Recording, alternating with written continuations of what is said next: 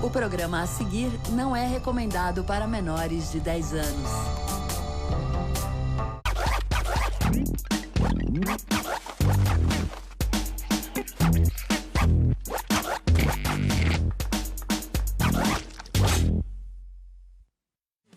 Olá, boas senhoras e senhores, eu sou o Fabio Massari e esse é o My MTV. Nesse programa a gente conversa um pouco sobre a minha história, ou eu conto algumas historinhas sobre a minha passagem de 12 anos pela Music Television brasileira e, claro, a melhor seleção videoclípica da praça não sai daí. Olá. Oi. Oi. Oi. Oi, Brasil. Oi.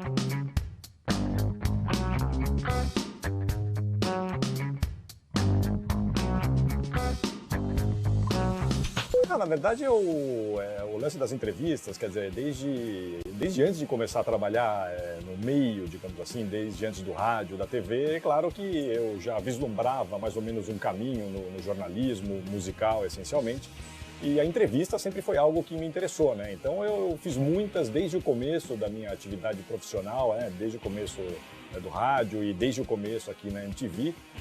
Sempre foi uma coisa que eu fui atrás, não fiz obviamente todas, mas acabei, enfim, fazendo um volume interessante de entrevistas e, putz, eu não sei nem por onde começar, assim, porque dá pra gente fazer, né?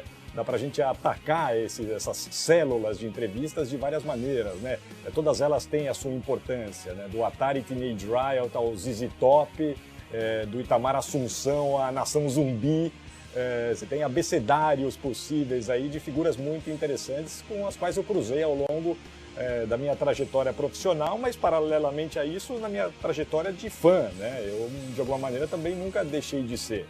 Acho que soube separar bem as atividades, mas ao mesmo tempo, a gente que começa nessa do rock, dos discos, do som, a gente começa porque a gente é fã dessas figuras.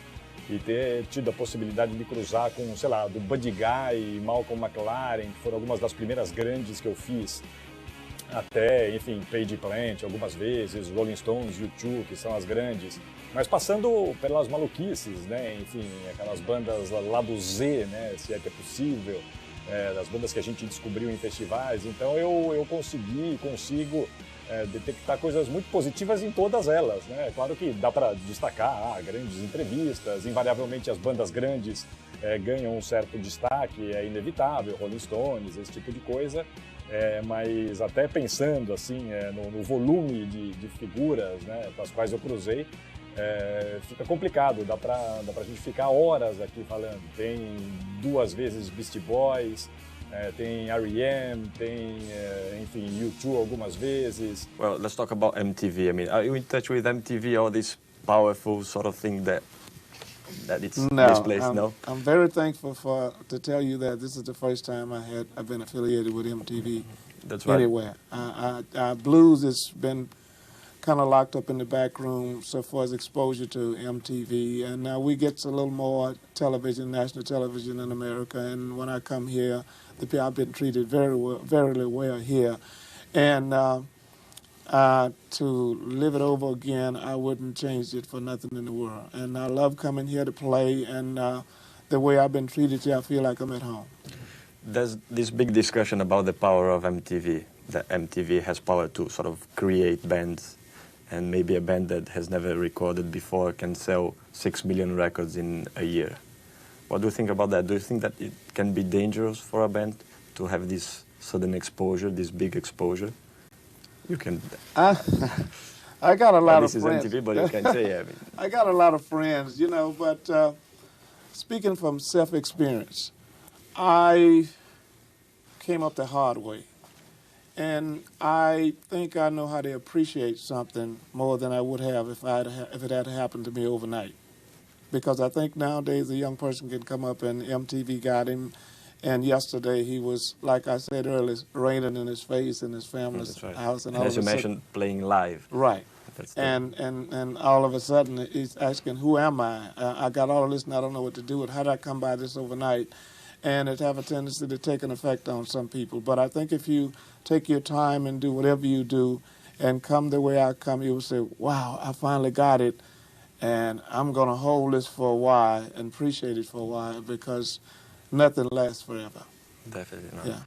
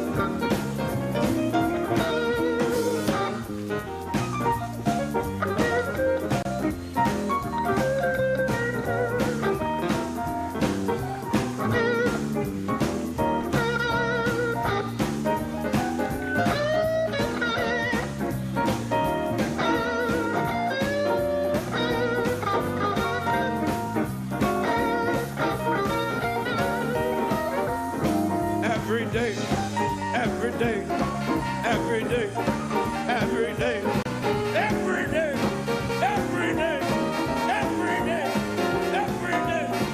You see me working, baby. That's you what I hate to do.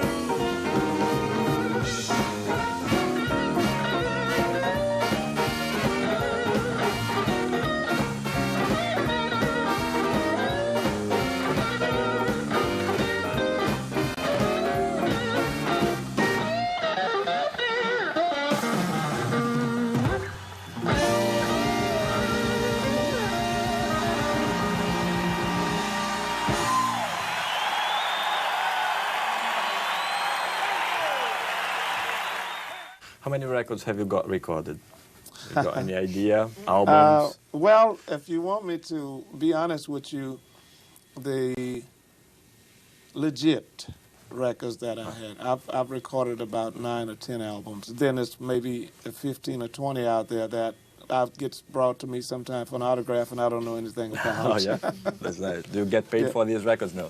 Well, I got a good manager now. I see a few pennies coming in from here and there now, but that in the past is in the past, and I'm not going to let that bother me because I know a lot of great old friends passed away in the last several years, and that was their biggest main worry. All the money I made, they're taking it from me. That's like trying to say, my mom's dead, if she could wake up and help me now. You know, that's not going to happen. You know, you just go, you go from now. You go from here on, and hopefully you can do better now. Fabio Massari com a rapaziada dos Beastie Boys. Thanks so much for talking to us and welcome to MTV Brazil once again. Thank you. What about your Brazilian dates a couple of years ago? Do you actually remember specific shows? Yeah, I had some fun. Yeah, I'm trying to think. I remember Played one in Rio. Rio, Sao Paulo. The impression that I listened to the record 2 days ago, and the impression that we have is that the idea of sort of a recorded, live, sampled, I mean, is sort of imploded by what you're doing now. I mean, you can't really say what is recorded, what is a sample, all these kind of things. Would you say that this is the challenge nowadays? Because, I mean, the tools are available to everybody, samples, all these kind of things. And you create such an organic thing, you can't really say what's going on. Do you agree with that? Well, I mean, I think for us it's not so much like a conscious challenge, it's kind of like evolved, like, because we'll go about putting songs together from all different ways. Like sometimes what you hear is all of us getting together and playing live instruments, and that'll be like a whole song, but then we might add some things on top of that that might be like samples, or other times we'll have like scratching like turntables over that.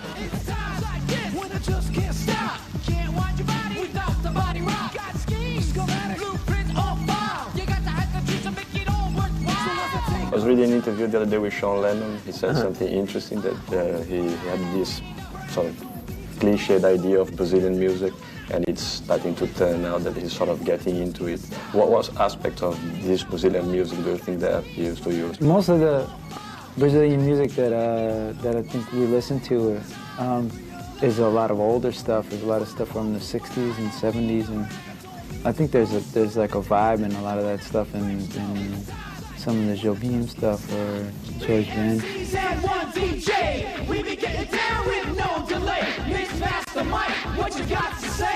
Got a new DJ playing with you, Mixmaster Mike, is that right? I mean, what do you expect from a DJ nowadays, especially because there are a lot of DJs around. It seems at the end of the decade, DJs are up there on the catwalk or whatever. What do you expect from a DJ nowadays? I don't know. I mean, with Mixmaster Mike, it was pretty incredible. Like I guess Jaak met him first, and he left Jaak with this phone message that's actually on the record of just what he'd been doing, the tweet scratch. Yeah. He's left me a lot of phone messages, but that was one particular one that I thought was worthy of recording.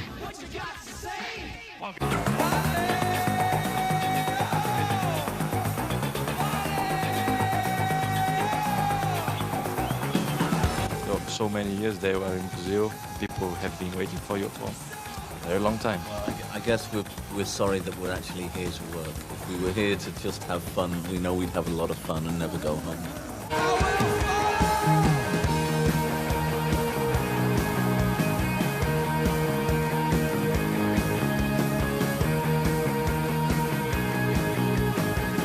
The people, and that's one of the things that we haven't really been able to do as much as we'd like to, which is actually just go around the cities and hang with the people. They seem very mellow, they seem to like music, they seem to like having a good time, and that's sort of all we want to do.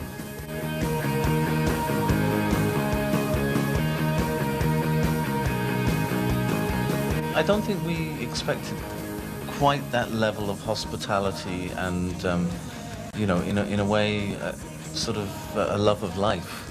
You know, definitely people are out there putting aside, you know, their obvious troubles. I mean, obviously there's a lot of poverty in these cities, but people seem to get on with life regardless, and that's a great thing to see.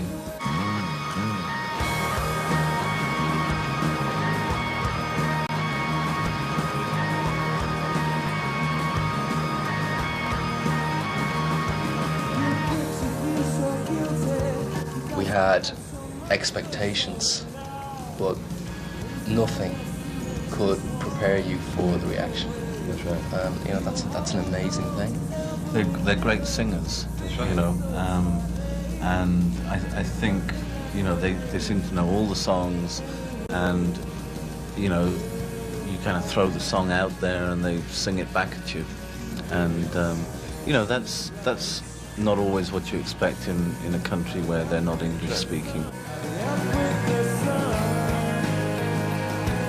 Being chased around by the media when there's a media frenzy, sort of undisputed media frenzy, from the journalistic approach to the paparazzi one.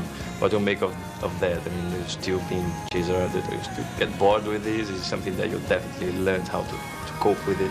Well, it's not great because it's dangerous, you know, and in many ways, I mean, it's dangerous to us, but it's actually dangerous to innocent bystanders, you know, people who are using the roads to go about their daily business. So we don't encourage it, and we wish they didn't do it. I mean, they've taken so many photographs of us doing pretty much the same thing. I think there's two sides. It's the first time we've been here. It's definitely a tabloid society, and we knew that before we came down.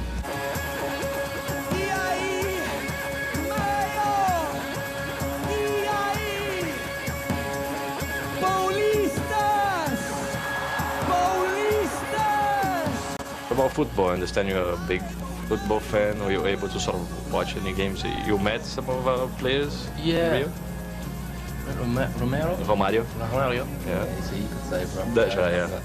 We went to a party in a house, and in the house there was a swimming pool and a small football field, which I have to say was a pretty unusual experience. Oh yeah? I've never been in a back garden with a football field. It's definitely a Brazilian thing, and so I couldn't play, unfortunately, because I was working today. So. But do you actually play? Do I play? Yeah. Very badly. Ah, yeah.